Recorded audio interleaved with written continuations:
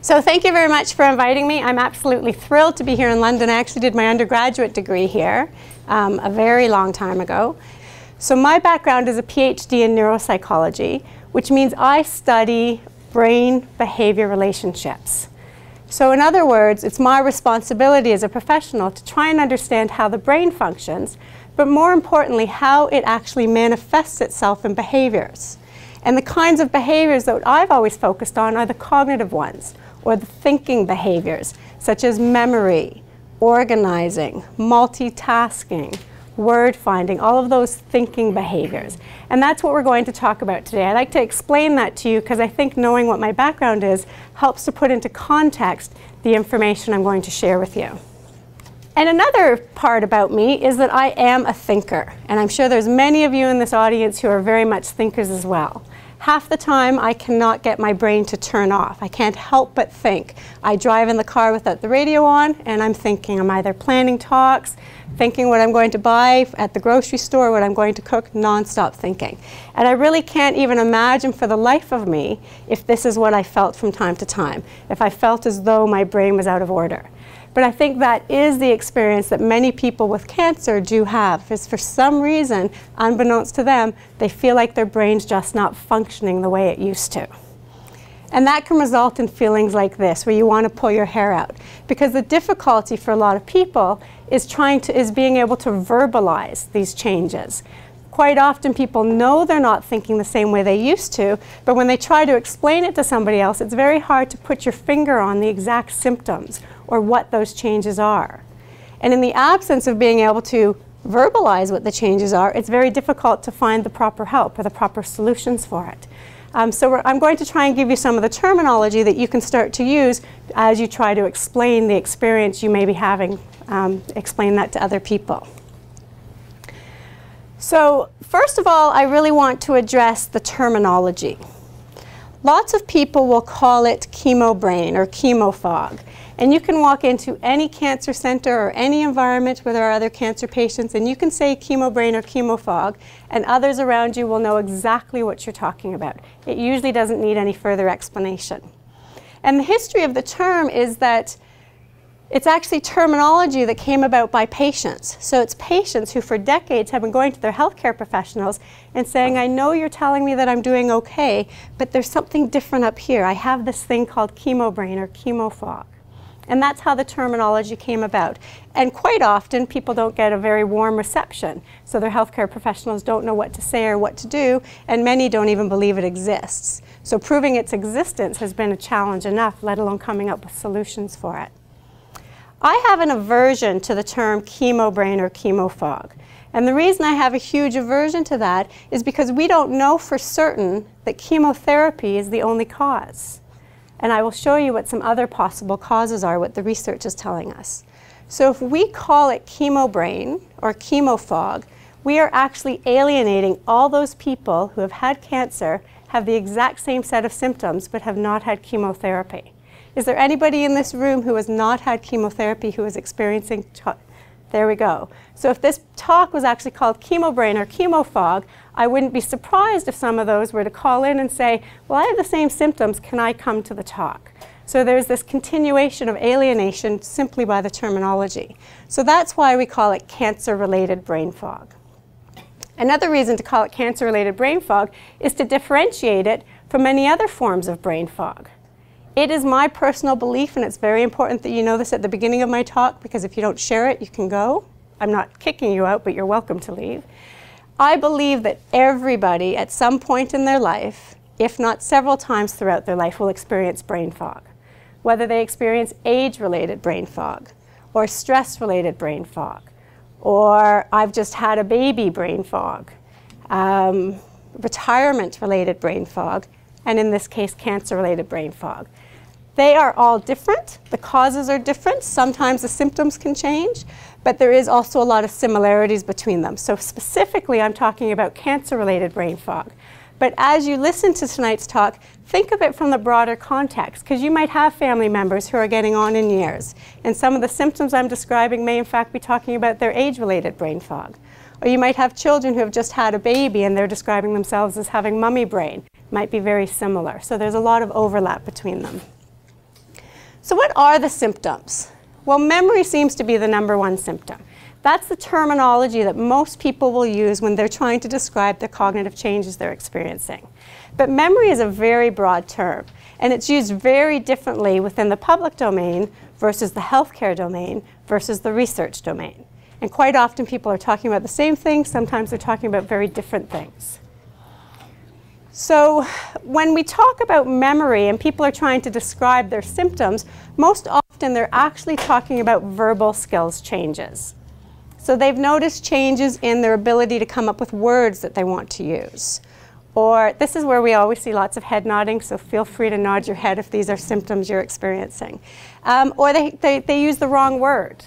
It could be a completely made-up word, like underpit, a mix of two words, or it can be a word that's not quite the right word for that context. It can also show itself in spelling. Lots of people will notice changes in their ability to spell. They're mixing up letters and they're looking at the word and they know it's not right, but they can't quite phonetically figure out how to spell it. Or in longer text, they will send an email to somebody, they'll get a response with a whole bunch of question marks, and when they have a chance to reread their email, they'll see whole sentences are missing. So what they actually wrote doesn't make a whole lot of sense, even though it made sense in their head. Lots of people in their verbal skills and memory will also talk about reading.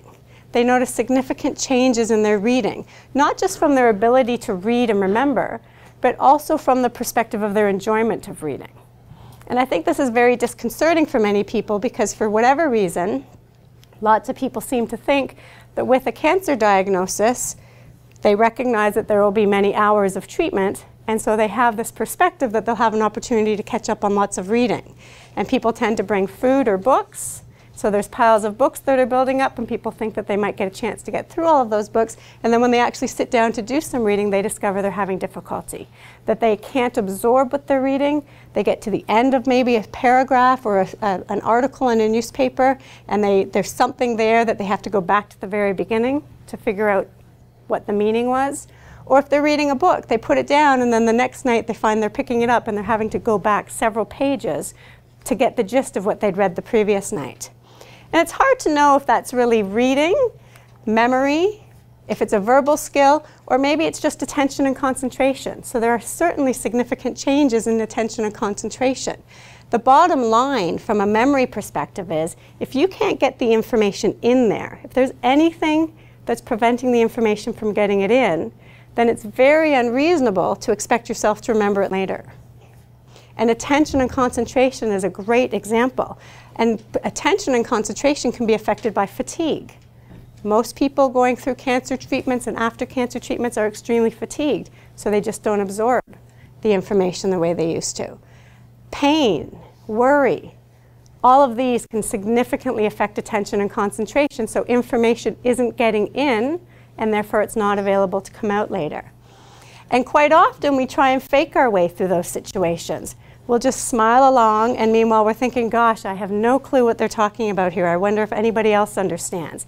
But really it's just a barrier of attention and concentration, which makes it very difficult to continue the conversation later. But really where most people experience their cognitive changes is in the executive functions. This is not the terminology that most people use, however. So when you're talking to your healthcare professionals, it's not likely you walk in and say, you know, it's my frontal lobes that aren't working, or I'm having executive function difficulties. But really the aspects of our thinking skills that fall in executive functions are the ones that many will experience their changes in. So what are those? Mental calculations are an example of an executive function. So the ability to mentally calculate inside your head. Something maybe as simple as calculating a tip in a restaurant, something a little bit more complicated, like knowing today is Wednesday, March 27th, so what will the date be next Thursday, or what was it last Monday? So those calculations forwards and backwards. And as I talk about this, you might get that sense of recognition that that was easy when you were younger, and it's getting more and more difficult. So it does get more and more difficult simply as a function of aging, but when you add cancer and cancer treatments, whatever they might be, it can make it that much more difficult.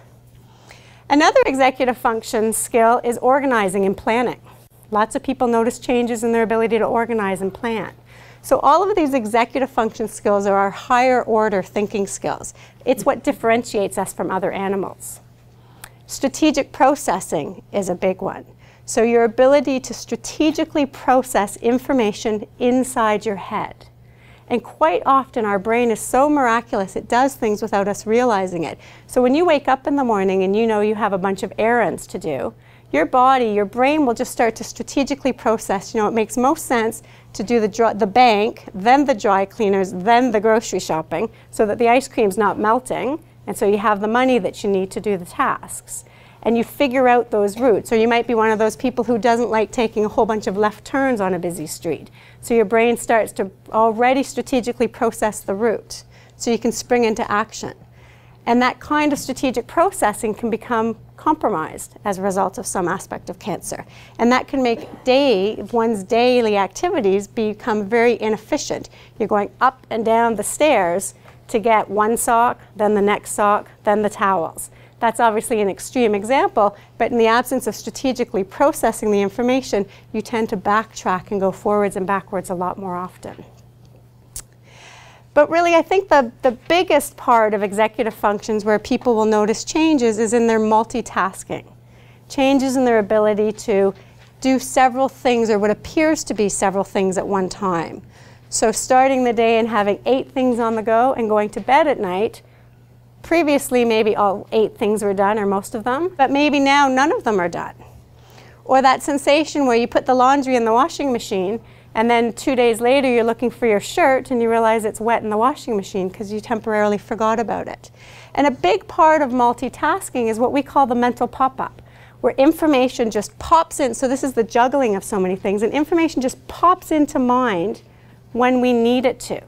So if you actually think about it, it's really amazing that you can be in the middle of something and all of a sudden it pops into mind, I've got to go get the kids, or I better get the lasagna in the oven, or it's time to start planning the trip, or it's time to call the pharmacist to get more pills.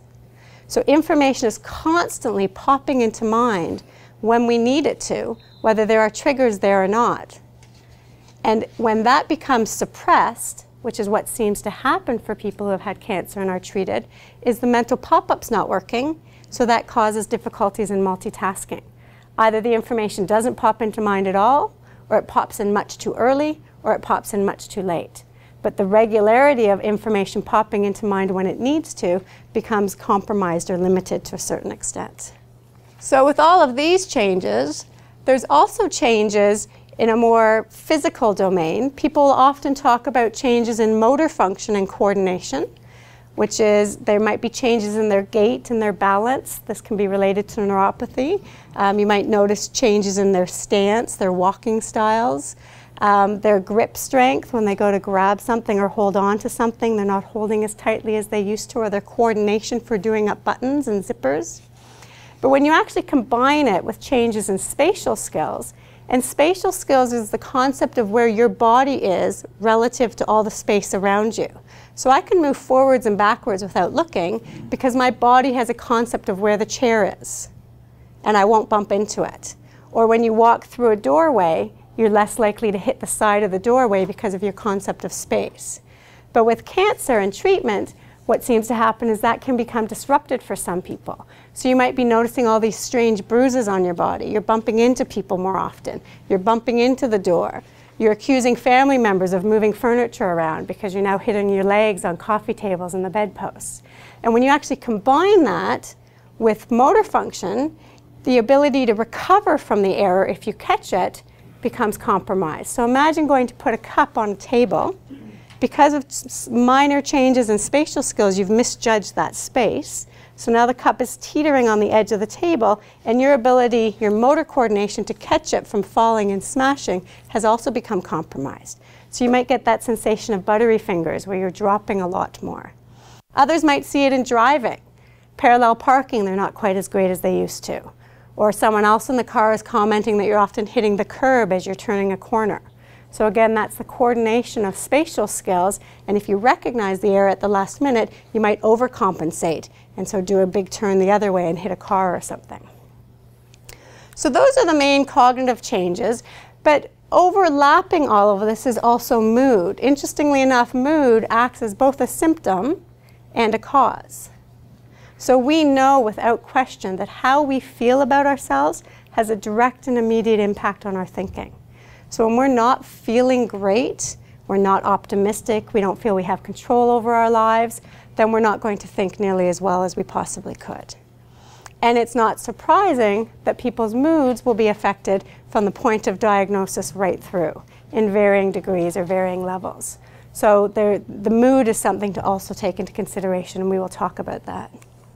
So what are the causes? Well, obviously the first finger pointing exercise was the chemotherapy. That's why people called it chemo brain or chemo fog. And it's a pretty smart place to start because it's toxic. You know, it's something new that your body is having to cope with. And a lot of the cognitive changes seem to coincide with chemotherapy, especially the more doses one receives. And they have done some research specifically looking at chemotherapy. What I can tell you for this entire area, there is relatively little research. So when I refer to research, we're drawing from a very small amount of research in the big, huge pile of cancer research. So compared to most other areas within cancer, there's not a lot there, and some of it's not that great, which is why there's so much question as to whether the condition actually exists, because we don't have a lot of good, conclusive research that's proving its existence. But within the literature that's available, most of it is done in breast cancer patients. And they do find that there seems to be a relationship between high-dose chemotherapy and an increased risk for cognitive changes.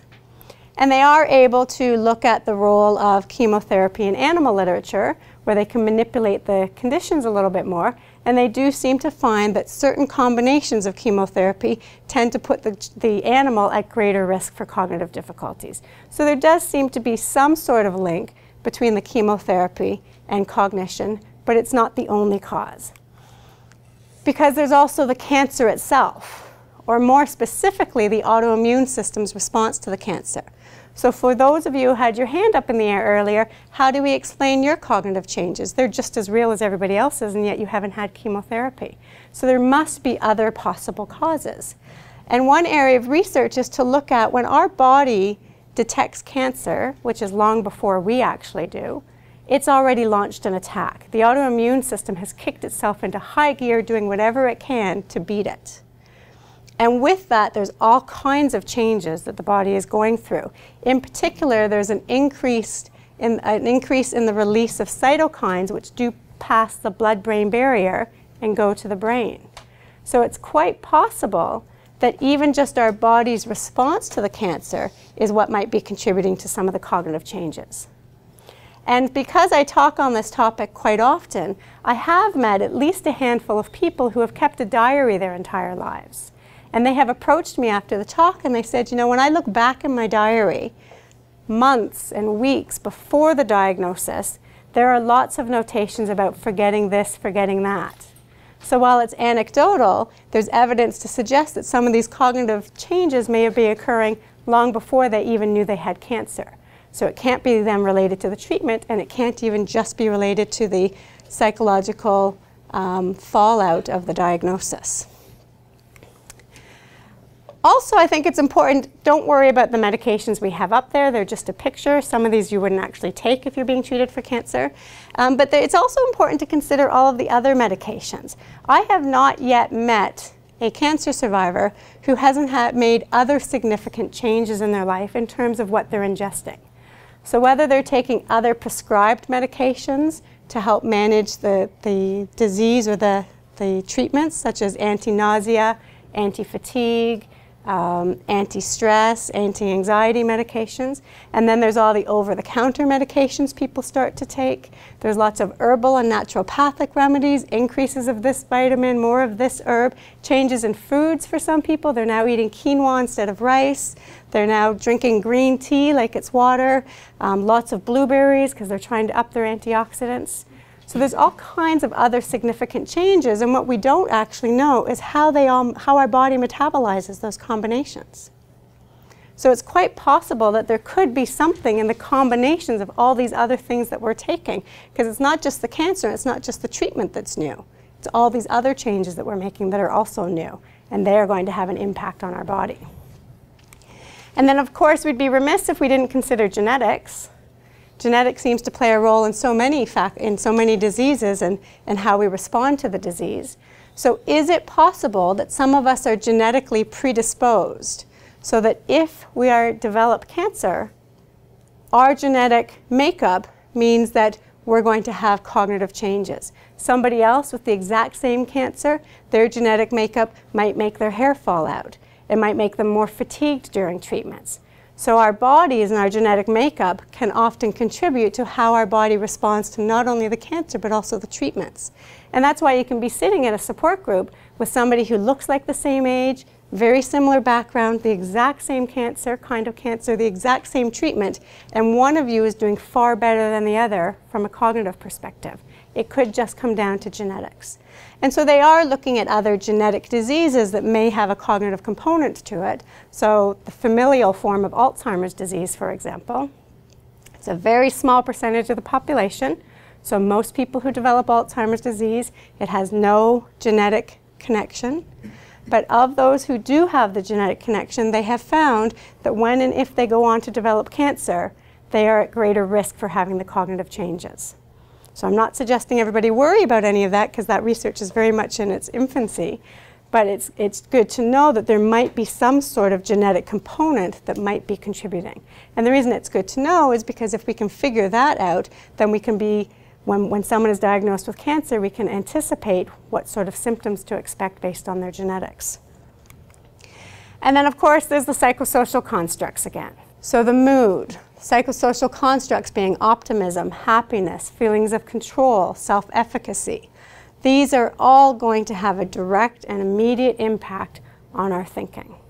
So it acts as both a cause and a symptom. So what do we know? Well, when research is in its infancy like this, what people will usually do is what's called a meta-analysis, where they take all the research that's been done on a topic, whatever country, whatever language, and they will try and differentiate between the good research and the bad research. And they use criteria such as there was enough subjects, or they used good tests, or they did good statistics. And once they've divided them, all the research that's deemed to be good, they will put as many numbers from the research as they can, and then they will spit out what are called general trends, get a general flavor of what we know about the research. And a particularly good meta-analysis was done in Australia, and they came up with 4 interesting findings. Number 1, they suggest that the variability, so the range of frequency of occurrence, so in other words, the number of people who are likely to have cognitive changes associated with their cancer, ranges from 0% to 80%. So that's a pretty useless statistic. So that's saying some of the research says 0% of the people we tested have cognitive difficulties. And then there's research all the way at the other end that says 80% of the people we tested have cognitive difficulties. And there's problems with both of those pieces of research. The 0%, they used cognitive tests that were so simple everybody could do it. So they then came up with the conclusion, well, everyone's just fine. Because the reality is most of our neuropsychological tests aren't sensitive enough to actually pick up the high-level changes people are experiencing. So if you were to spend lots of money and get 3 days of neuropsychological testing done, you might come back being told you're perfectly normal, even though you know you're not functioning as well as you used to. The other end of the spectrum, the 80%, was in fact a breast cancer study, and they recruited their participants with a flyer that said, if you've had breast cancer and you're experiencing cognitive difficulties, sign up for our study. This is the research we have to work with to come to the conclusions. So it's not surprising that people who weren't having cognitive difficulties just didn't sign up. The second finding that came out of the meta-analysis is that how long does this condition last? For most people, it seems to start during treatment, but my experience has suggested that it becomes more apparent following treatment. I think more people are concerned about other matters during treatment, and they might be a little bit more forgiving of their cognitive skills during treatment. But it's when treatment's done, they're trying to go back to work, go back to their busy lifestyle as moms, wives, daughters, husbands, that they're noticing that they're just not where they used to be.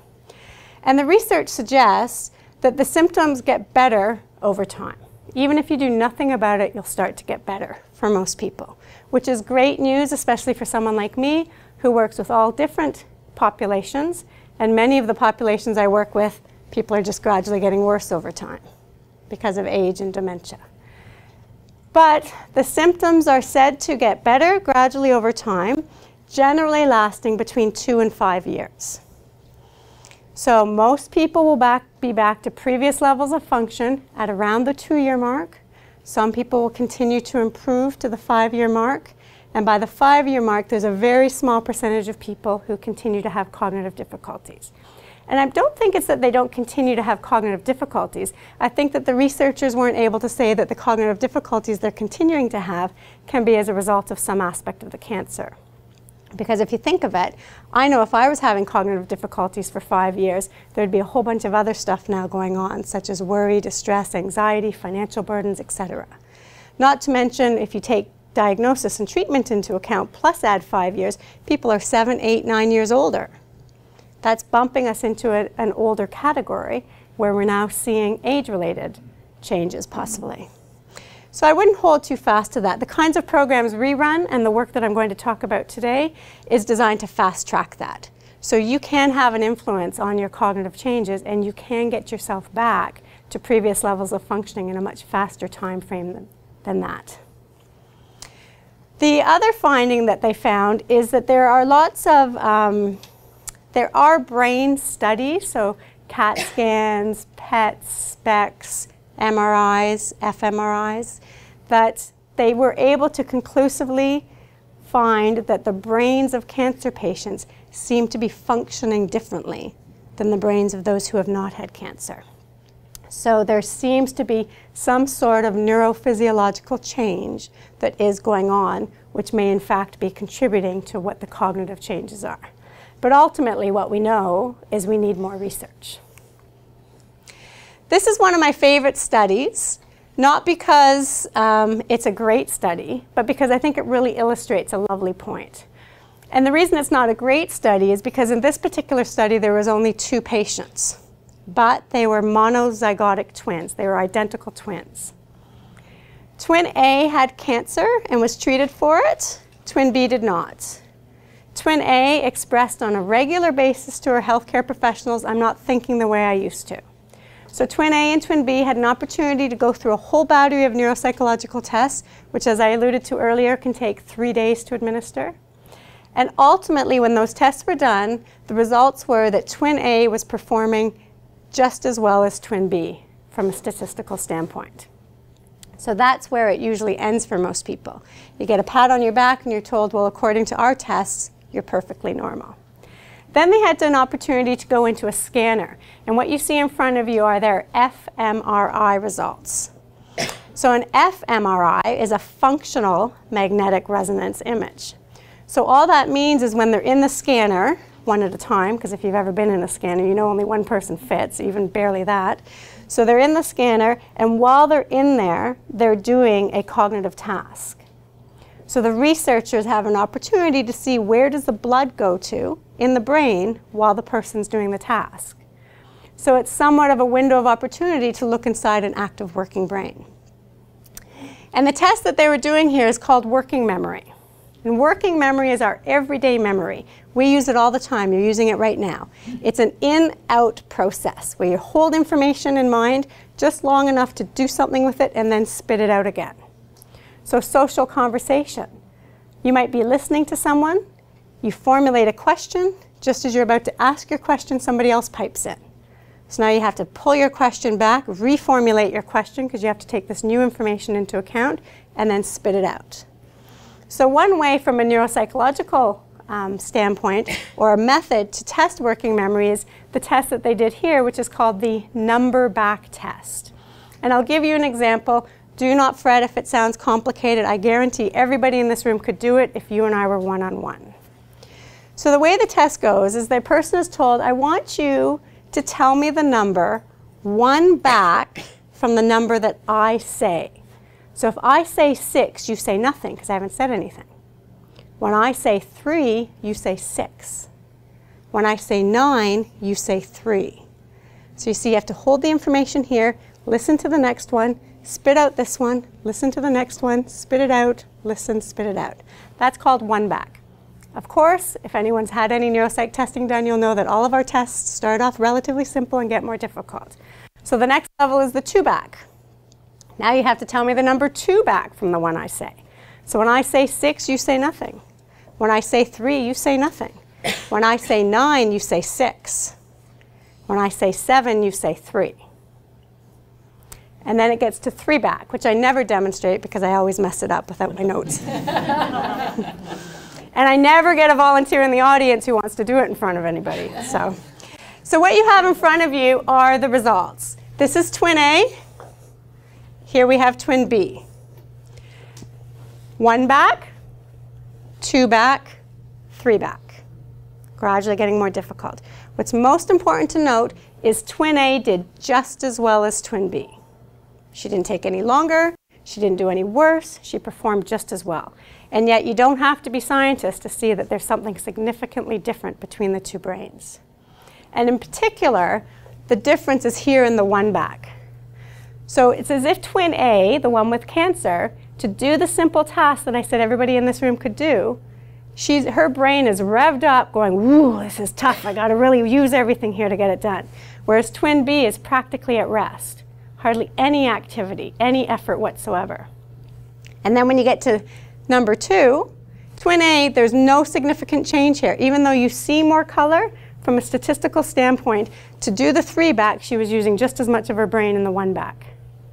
Twin B, however, it's at this point that she sort of wakes up and says, whoa, this is tricky. I got to focus on this. And now she's using different parts of her brain. And then it doesn't change. And from here forward, they're statistically speaking, using the same amount of their brain. So I love this study because I think there's 2 important messages here. Number 1, quite often there are changes going on that we can't see and that our tests aren't picking up. Because it would have ended with, you're doing just as well as your twin, that's it. When we have evidence here, but maybe she's doing just as well, but look at what has to happen for her to do just as well. The second important conclusion that I like to draw from this is I think for many cancer patients, this can help to explain some of the extreme fatigue. Because if doing simple tasks like emptying the dishwasher and moving through your day requires that level of activity, it's not surprising at the end of a relatively simple day you might be fatigued. And that can really build, and that can result in physical fatigue, and that can exacerbate mental fatigue. And it can build over days, especially in the context of return to work. You might get through Monday, you might get through Tuesday. Wednesday you're feeling tired, by Friday you're a basket case, your weekend is shot, and then you start the cycle over again. So I think that's really important to recognize. So what are the solutions? Well, I think it's really important to understand it, and I've made it my personal mission to try and create awareness that A, the condition exists, even if I don't have the science to prove it. People and healthcare professionals who tell me, no, I don't really think there's such a thing, I challenge them to come into a room like this and make that same claim, because they don't usually get out of here alive. Okay, you cannot go into a room of cancer survivors and say there's no existence of the condition. And we have all kinds of evidence from other medical areas, such as pain, where they take your word for it. We don't typically administer a pain test to people that can gauge how much pain the person is in to then give them more or less morphine. They comment on a scale of 1 to 10 how much pain they're feeling, and then they up or decrease the medication accordingly. So it's not as though in every area of medicine we always have a concrete test that can prove the existence, and yet we make treatment decisions based on what the person is telling us. And for now, while we get our tests a little bit better to really prove the existence of the condition and to really narrow down what the symptoms are, I think that's what we need. And I think it's really important that people understand that it's real. I hope there are some caregivers here, because I think it's very difficult when the cancer survivors themselves don't necessarily understand it. They're having difficulty articulating it. And by other physical appearances, you're supposed to be back to normal. Hair has grown back in, your doctors are giving you a clean bill of health, but you're not functionally at that same stage. And I think that's very hard to digest as an individual, and it's very hard for those around us to understand it. So understanding it's important. Preventing it is obviously the key, but clearly we need a lot more research first. So right now our options are to treat it. And the two best ways to treat things in this particular case is to medication, pharmacological. There are no known medications that have been designed specifically to address cancer-related brain fog. Some creative healthcare professionals might try medications that are used for other conditions, for sleep disorders or for attention deficit disorders or for dementias, but they haven't necessarily been proven to be effective in this particular case. So we're left with cognitive rehab, which works really well because that's what I'm going to talk to you about. First, to do that, though, I do want to talk a little bit about the brain. And we do this in our seminars as well because it's really important to me that you try and get a visual picture of what's going on in your brain, because it really gives a sense of hope and optimism that you can impact change in your brain. And we know all sorts of things about the brain. I used to be at the Rotman Research Institute in Toronto, which is one of the best frontal lobe institutes, and they've now mapped the brain with such precision that they've actually generated computer models of the brain. Then they superimpose a disease on it. Then they superimpose a medication on it, and they can see how the brain is altering as a result of both the disease and the medication. They can stimulate regions of your brain to make you laugh or make you cry or remember your 16th birthday. So the way that the precision with which the brain has been mapped is incredible. But for our purposes, what's more important are the pathway systems between the brain regions. How does information get from here to here? How can I walk and talk and chew gum, as they say, at the same time? What pathway systems? And the concept of neuroplasticity is the belief that we can develop new pathways between brain regions to compensate for areas that aren't working the way they used to. And it's become a more public term in the past 6-8 years since Norman Doidge wrote his book, The Brain That Changes Itself. He's the one who really brought forward what some scientists believed beforehand, but the traditional belief has almost always been that our brain doesn't change beyond our developing years. If anything, it just goes downhill. But there's so much evidence with stroke and other research that we can improve brain function. We can repair the brain and we can develop new connections. So it's like inside our brain we have all these superhighways. And instead of cars, we have these neurons firing back and forth at rapid speed that's allowing us to do things. And as a result of some aspect of the cancer, it's as if there's suddenly a pothole. So it's not going as smoothly as it used to. Or you might wonder why sometimes can I do it? I could do it this morning and I can't do it tonight. So that's as though there's traffic or a roadblock, but when it clears you can then do it. Sometimes the road is beyond repair. It's completely disheveled. And the whole concept of cognitive neurorehabilitation is that every time you practice the techniques that are working for you, it's like you're putting down another layer of pavement. So each time you practice and use that pathway, you're gradually filling in those potholes so you have a smooth surface. That's using your existing skills.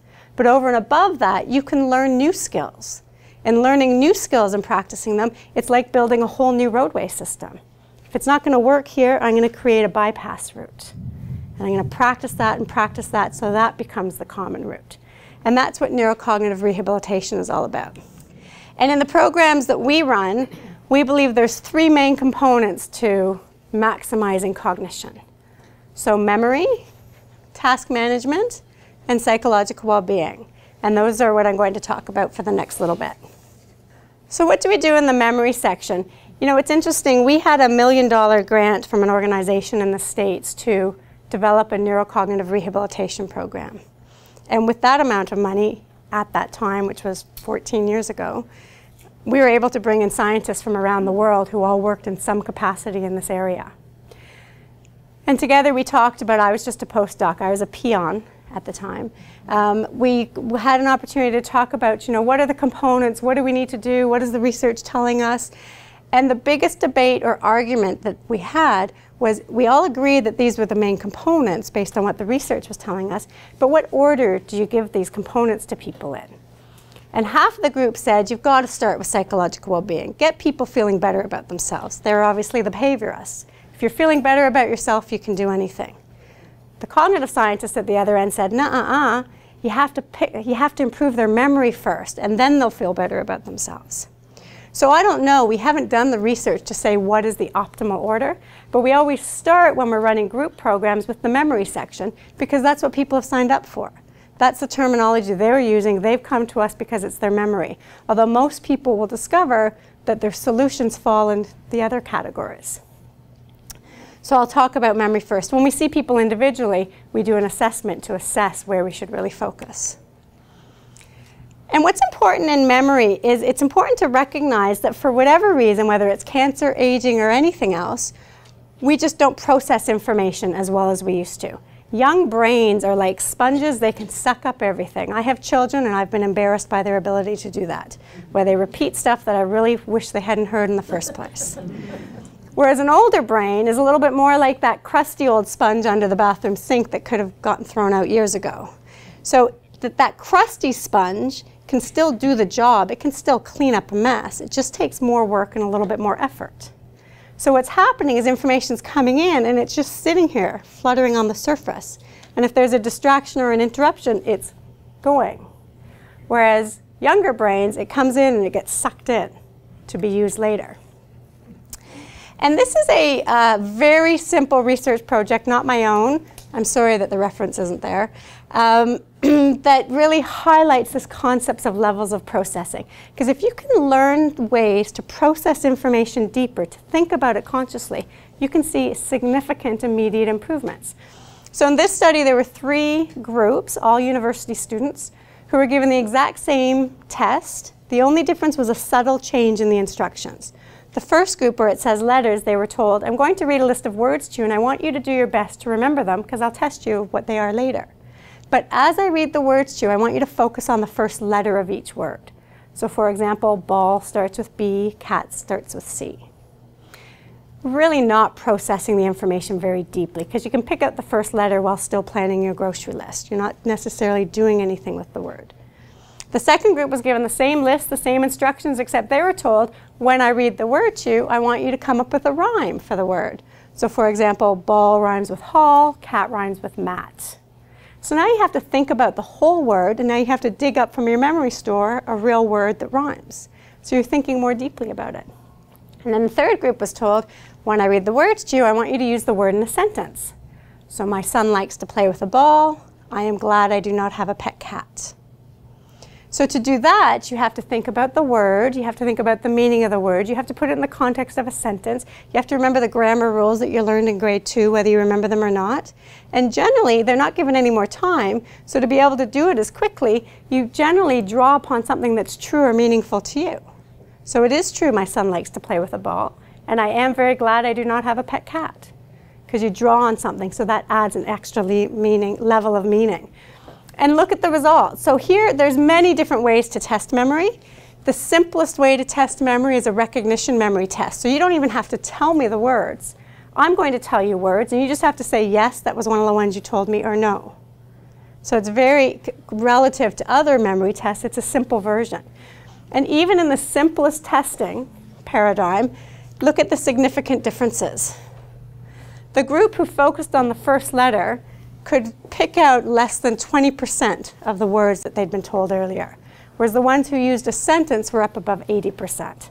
So the tiniest, most subtle change in the way you processing the information is resulting in a huge, significant change in your ability to remember it. And what's interesting, at least it's interesting to me to note, is generally speaking, if you give somebody in a clinical environment a memory test like that using recognition memory, and they get less than 20%, the alarm bell should be going on, because that's usually indicative of a dementia. And we're not talking a mild dementia, but a moderate dementia. So they took perfectly healthy university students, manipulated the condition to decrease how they process the information, and made them look like they have a mild to moderate dementia. So that's how sensitive our levels of processing are. So if you will, you can try and think of it, you know, surface level thinking, and deeper level thinking. So when there is information that's important to you, that's when you have to pull it all together to try and process the information in a deeper way by using a technique of some sort. And there's all kinds of different techniques. Generally, they're broken into external strategies and internal strategies. I am the world's biggest believer in external strategies. And I will tell people till I'm black and blue in the face that that is the way to go. Because I also work with aging populations, and I can guarantee you that as we get older, we are going to rely more heavily on our external strategies. So external strategies are getting the strategy outside of your head and getting it down on paper or some sort of external device. Whereas internal strategies are all those clever little mnemonics or other activities that you do inside your brain. And because of changes in multitasking and mental pop-up and fatigue and attention and concentration, the ability to do it inside your head becomes compromised. And what a lot of people in our programs don't recognize is our goal is to get people back to their previous levels of function, if not better, while recognizing that you might have to do it a different way. And success is the goal, not doing it the way I used to is necessarily the goal. So there has to be a shift quite often for people in terms of using external strategies. Not to mention, what most people don't realize is that external strategies are actually, most of the time, better exercise for your brain. So I'll give you an example. If you think of what I talked about neuroplasticity and all these pathways. And let's say you're going to the grocery store and you just have 3 items to pick up. And you're so smart, you say, I don't need to write these down, I'm just going to remember them. The number 1 technique that people will use, which is single-handedly the least effective, is pure repetition. The person will march off to the grocery store going, bananas, peanuts, milk, bananas, peanuts, milk, bananas, peanuts, milk. And they'll get to the grocery store and they'll bump into Joan. There goes bananas, peanuts, or milk, maybe all 3. Or maybe they still have all 3 in there, but they're like me and they all, ooh, pineapple's on sale. And they get to the checkout and suddenly they have 40 items there. And they're not exactly sure what they came in for necessarily all 3. They might remember them, but there's a greater likelihood that they won't remember all of them. And you haven't actually done any exercise for your brain because it never went beyond here, right? Whereas if you use an external strategy, something as simple as writing it down. Let's say you think, I only have 3 items, but I'm going to write it down. That is planning, that's taking initiative, that's organization. You can't get any more frontal lobe than that. Then you have to keep them in mind long enough so you're using your working memory while you find a working pen in the house, which is probably impossible because for some strange reason as humans we always put pens that don't work back in the drawer rather than directly in the garbage. So you're keeping it in mind as you travel around the house. And then, so you write it down and then you say, you know what, I should put this in my purse or in my pocket so I don't forget to take it. That's back to planning and organizing. And then you finally get to the grocery store, do your grocery shopping, and you remember you have the list, so back to temporal lobe, more pure memory, and you pull it out and you check it.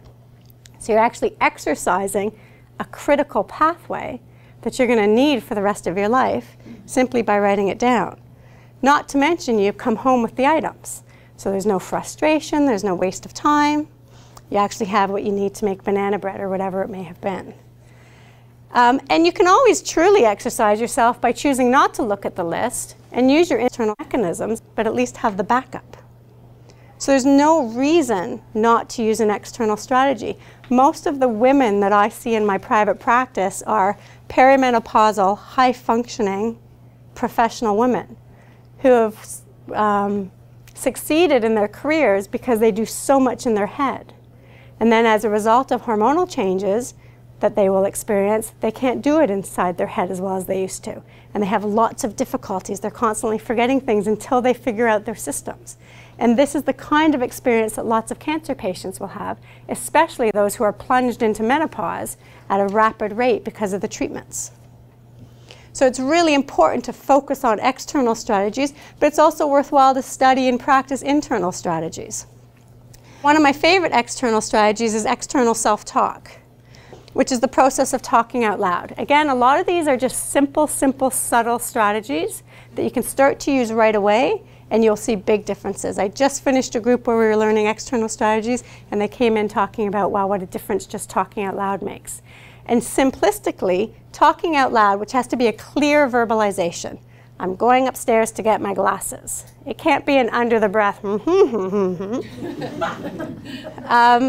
why it works so well is because when you talk out loud, we can't possibly speak as fast as we can think. Unless you're Irish. I'm suspicious of the Irish because they can speak very fast. But most people can't speak as fast as they can think. So by talking out loud, you are forced to go at a processing speed that your brain can actually handle. Not to mention, inside our head, we can think a whole bunch of things, or at least it feels like a flurry of activity going on in there. But when you speak out loud, you speak in a much more ordered manner. So you actually impose organization on your thinking processes by talking out loud. And then thirdly, of course, there's the dual processing. You think it and you hear it. And even the resonance of sound might be lingering. So you get to the top of the stairs and think, what did I come up here for? And you can still hear yourself saying, oh, my glasses. And it can last for a duration of time as well. So it's really a very subtle and yet helpful technique. And a lot of people actually already use external self-talk. They tend to do it when they're working on something very complex. So imagine yourself putting together a barbecue or a piece of IKEA furniture, which after the profanities generally comes the okay, I have 4 bolts and 3 screws. What am I going to do here? Right? So it's your body's almost instinctive way to take over, impose organization, and slow you down. And then people will often do it when they're in a hurry. They'll start talking out loud when they're really rushing around to try and slow themselves down. You're not necessarily consciously recognizing that you're doing that. It's happening as an instinctive mechanism. But if you consciously recognize that that can help, then why not externalize all the time?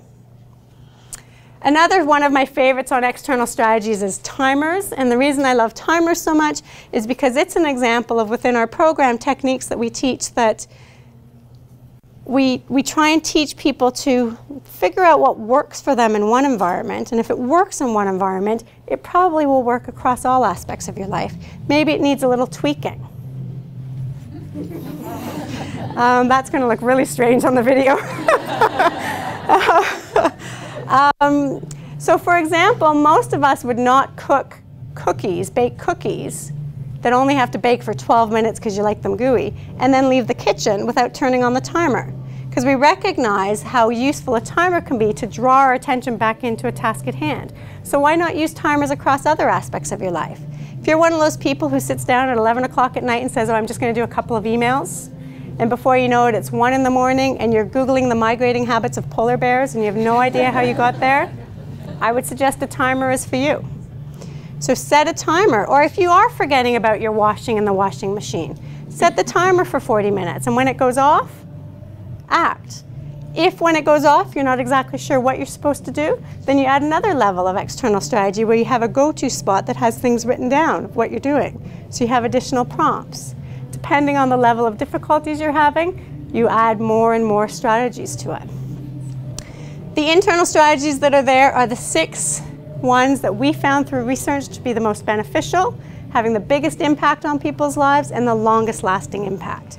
And ultimately, with all of the techniques, what you're trying to do is you're trying to create this reverse funnel. You're trying to take all this information down here and narrow it down into smaller amounts. So if you remember that small amount, it opens the door to the information that's down here. And really what it's all about is it's about creating your own toolbox. So we share techniques with people, but I don't know what works for you and what doesn't. We draw from what you already do. We help to tweak it, and ultimately we're trying to help you to get your own memory toolbox, where your top-tiered tools are the ones that you use all the time, but you're still aware of all of the other tools that are below, so that on those as-needed occasions, you have the tool. You might not do it quite as well, but the right tool is there for the job. Task management is all about trying to get people to manage all of their daily tasks without feeling excessively overwhelmed. So a big change for a lot of people who are going through a cancer journey is they tend to feel much more overwhelmed and find tasks to be more complex than they used to. And then that leads to undesirable behaviors like procrastination, denial, avoidance. So mail is building up, bills aren't getting paid, taxes aren't getting in on time. We're not doing our exercise the way we used to, even though we know it makes us feel good. So task management is a very simple 4-step process that's designed to help people stay in a present-minded state as opposed to an absent-minded state. So it helps to prevent you from getting distracted, and if you get distracted, the 4 steps bring you back. And it also helps you to learn how to break things down so that everything seems manageable. Even the most complex aspects of your life are broken down into a series of simple tasks so it doesn't seem overwhelming. So you're much more likely to get it done. And these are the 4 steps. Stop, clarify, simplify, and monitor. The first step is a mechanism of just stopping. Somebody who uses good task management using these steps would cycle through these hundreds of times a day. So to give you an idea, every time you transition physically or mentally from one location to the next, you would stop and pay attention to what you're doing. So the stopping mechanism is this jolt. You take a deep breath, calm yourself down, and then you go into clarify. In clarify, you ask yourself 1 or 2, maybe 3 simple questions, such as, what am I doing? Where was I going? What was the focus?